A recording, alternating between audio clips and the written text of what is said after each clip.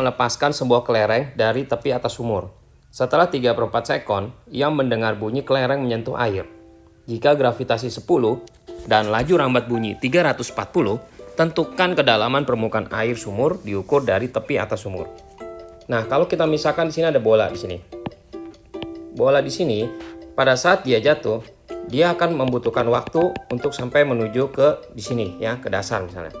Nah, dari sini waktunya itu kita anggap adalah waktu dari gerak jatuh bebas karena dia melakukan gerak jatuh bebas untuk bendanya, kelerengnya ya. Dan pada saat dia menyentuh air, dia akan mengeluarkan bunyi dan bunyi itu akan merambat ke atas, yaitu ke telinga kita sebagai pendengar, dan itu membutuhkan waktu juga. Kita namakan T-nya pada saat yaitu T bunyi ya, kita simbolkan seperti itu. Jadi dia melakukan total waktunya yaitu 3/4 second. Kita bisa punya persamaan jadinya T total itu sama dengan T-nya gerak jatuh bebas ditambahkan dengan T-nya bunyi. Untuk T totalnya 3/4, T-nya waktu gerak jatuh bebas kita anggap T1 ya untuk mempermudah penulisan. T bunyinya kita anggap T2.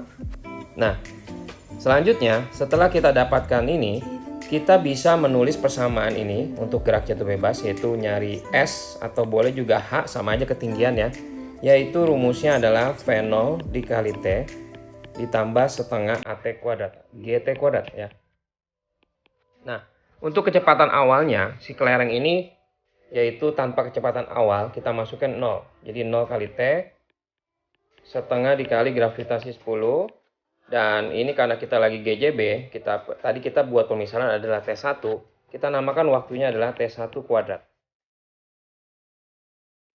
Jadi kita bisa hitung 5T1 kuadrat. Terus untuk yang bunyi, dia melakukan S-nya itu V dikalikan dengan T. Nah, V-nya di sini adalah V cepat rambat bunyi, yaitu 340, dan T bunyinya kita misalkan T2 ya. Gitu ya. Nah, dari persamaan yang ini kita bisa membuat persamaan yaitu T2 itu sama dengan 3/4 dikurangkan dengan T1 ya. Jadi yang ada T2-nya kita ganti nih.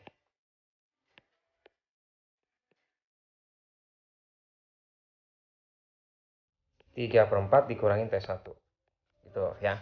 Nah, selanjutnya kita buat jadi S-nya jarak si GJB itu sama dong dengan jaraknya dari si bunyi ya.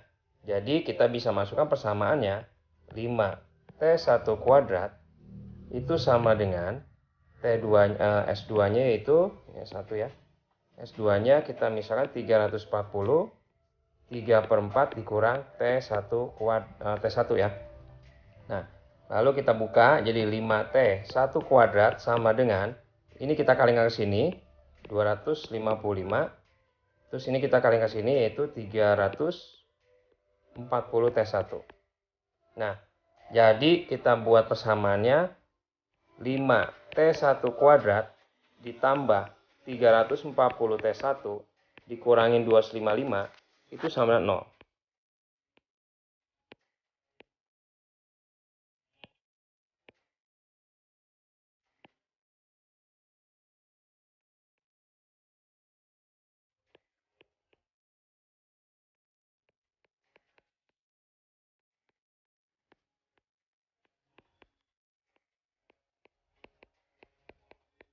Nah, kemudian kita bagi 5 semua.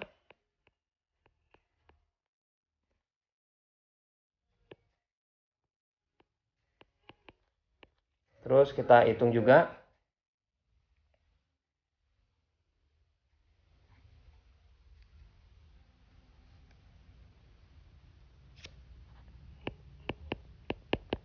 Nah, kemudian kita cari pakai rumus ABC ya, karena ini nggak bisa difaktorkan.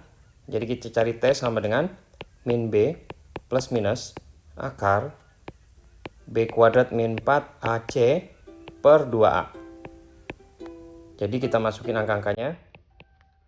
Min B-nya berarti min 68 plus minus akar 68 kuadrat ya, dikurangi 4 dikali 1 dikalikan dengan min 51, kemudian kita bagi dengan 2. Nah,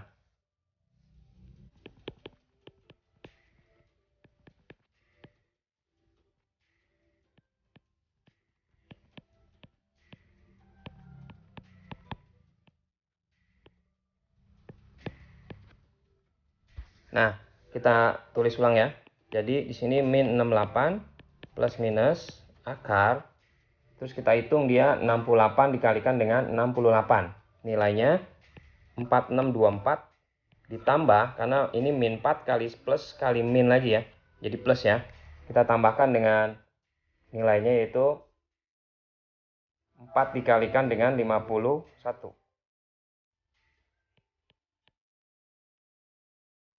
per 2. Nah, udah gitu kita hitung ya. 4624 ditambahkan dengan 204.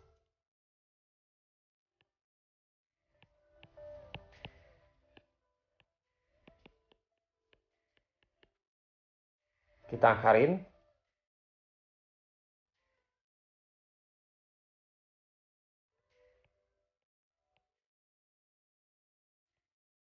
Dibuletin.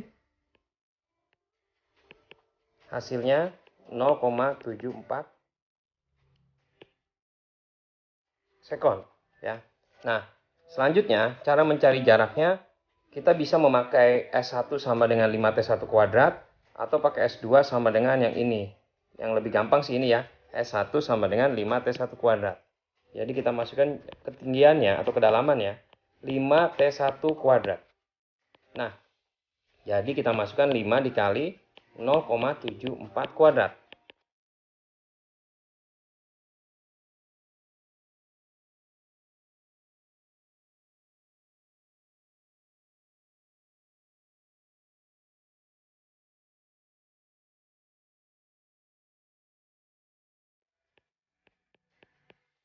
Hasilnya 2,74 meter. Oke. Jadi kalau misal lupa, kita lihat lagi ya pendukung-pendukungnya seperti rumus, gerak, jatuh bebas, dan sebagainya. Jangan lupa ya selalu share channel-channel yang bermanfaat. Oke.